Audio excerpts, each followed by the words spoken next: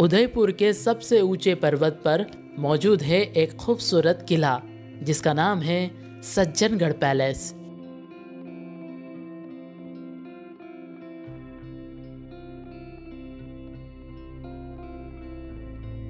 और इस पैलेस को विजिट करने के लिए आपको लेना पड़ता है इस विंडो से एक एंट्री टिकट।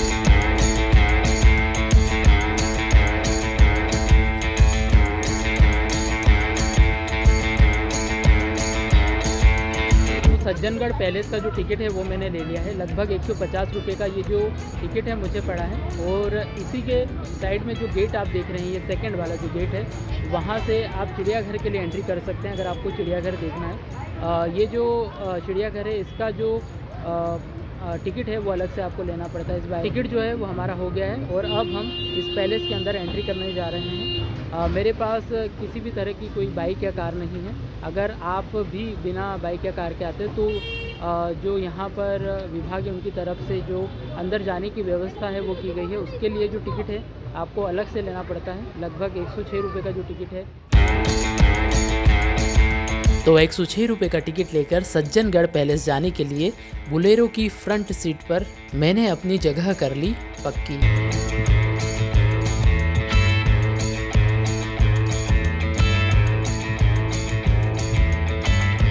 सज्जनगढ़ पैलेस के गेट से हमने एंट्री कर ली है और वहाँ से इस तरह की एक गाड़ी आपको मिल जाती है जिसका किराया लगभग 106 रुपये है, जो कि जिसमें आपको शेयरिंग करना पड़ती है। दूसरे पैसेंजर भी आपके साथ होते हैं और इस गाड़ी से आप ऊपर जा सकते हैं। ऊपर बहुत ज़्यादा ऊपर है ये, तो आप पैदल चल के जाएंगे तो आपकी हालत ख़राब हो जाएगी। इसलिए आप इस गाड़ी का जो है गाड़ी को बुक करें, गाड़ी का टिकट ले लें और टिकट लेकर ही ऊपर जाएँ।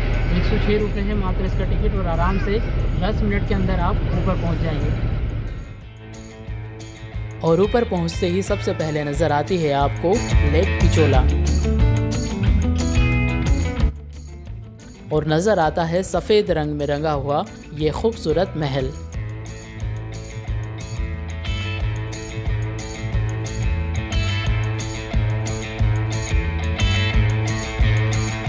और यहाँ से नजर आता है आपको पूरा उदयपुर शहर।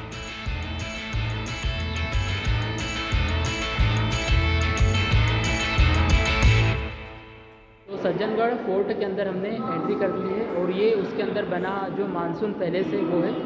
आप पीछे ये पेंटिंग देख सकते हैं और इधर बहुत सारी जो पेंटिंग्स है वो लगाई गई है। म्यूज़ियम ये बहुत ज़्यादा बड़ा तो नहीं है, बहुत ही कम समय में आप इस म्यूज़ियम को विज़िट कर लेंगे। ज़्यादातर यहाँ पर पेंटिंग्स और जो यहाँ पर वाइल्ड लाइफ थी उसको दर्शाने की कोशिश की गई है। आप देख सकते हैं कि यहाँ पर जितने भी जो जानवर हुआ करते थे उनके बारे में जो सारी जानकारी दी गई है। पीछे आप देख सकते हैं जो एनिमल्स हुआ करते थे उनके बारे में सारी चीज़ें यहाँ पे बताई गई है।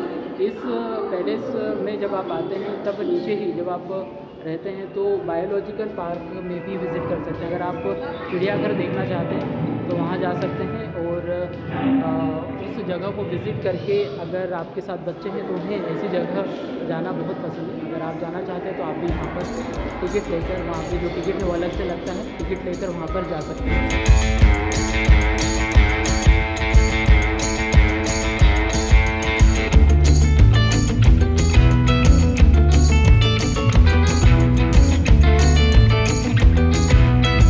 और इस म्यूज़ियम में पहुंचकर आपको नज़र आती है बहुत सारी पेंटिंग्स और ये खूबसूरत नज़ारे।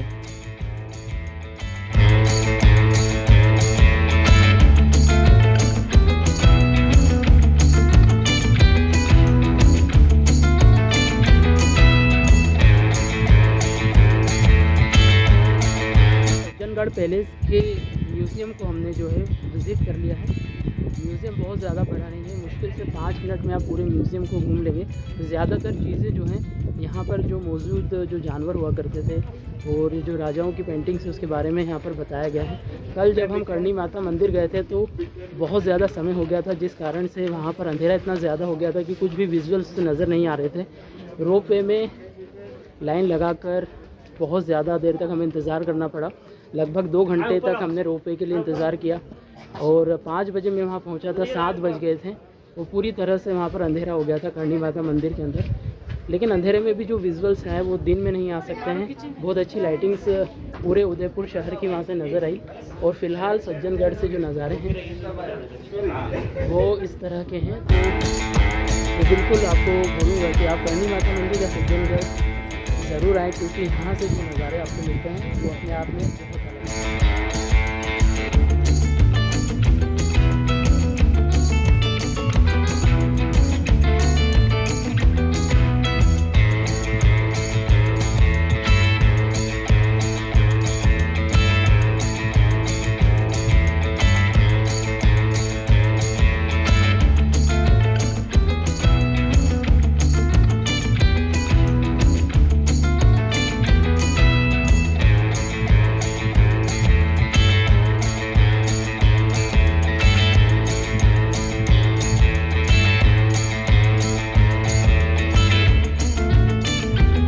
सज्जनगढ़ पैलेस जो है वो हमने विज़िट कर लिया है। यहाँ पे विज़िट करने के बाद अब आगे का जो प्लान है वो देखते हैं।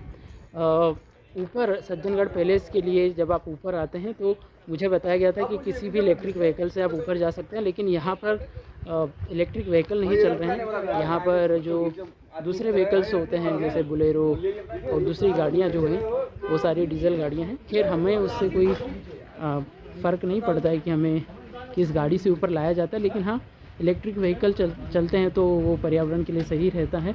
और यहाँ पर विज़िट करने के बाद मुझे राला मंडल वाइल्ड लाइफ सेंचुरी जो कि इंदौर में है उसकी ज़्यादा याद आई, क्योंकि वहाँ पर भी कुछ इसी तरह के नज़ारे हैं, इसी तरह का जो म्यूज़ियम है वो बनाया गया है और वहाँ से भी कुछ इसी तरह के जो नज़ारे हैं वो नज़र आते हैं। लेकिन इस पैलेस को मौसम का अनुमान लगाने के लिए बनाया गया था और कभी कभी राजा यहाँ पर बारिश के मौसम का आनंद लेने के लिए चले आते थे। का भी पर्पस वही था कि यहाँ पर एक एंटरटेनमेंट के लिए शायद राजा आया करते होंगे। और ये जो गाड़ियाँ पीछे देख रहे हैं इसी से अब मैं नीचे भी जाने वाला हूँ। और भैया अगर आप हेवी ड्राइवर हैं तो भी यहाँ पर अपनी गाड़ी से आने का रिस्क लें, क्योंकि यहाँ पर जो रास्ते हैं वो बहुत ज़्यादा टेढ़े मेढ़े हैं, जो कभी ऊपर तो कभी नीचे उतर जाते हैं।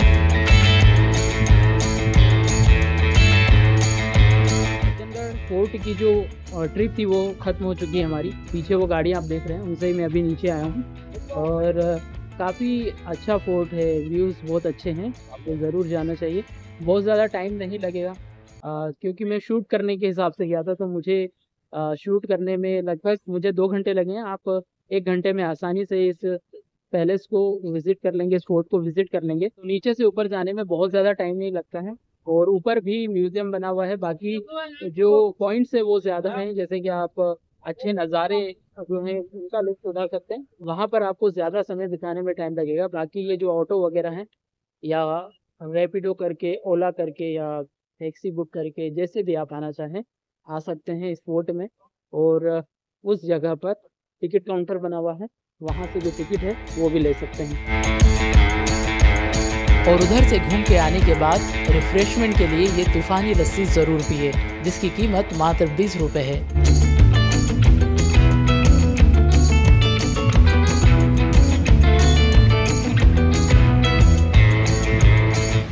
तो सज्जनगढ़ फोर्ट के बाहर आपको इस तरह के रेस्टोरेंट मिल जाते हैं। अगर आप कुछ भी लेना चाहें, खाना पीना चाहते हैं तो आ सकते हैं यहाँ पर। और बहुत ही रिजनेबल रेट में ये तूफ़ानी लस्सी है, यहाँ पर स्पेशल बोर्ड लगा हुआ था, तो मैंने सोचा एक बार इसको टेस्ट करके देखते हैं कि कैसी है ये लस्सी।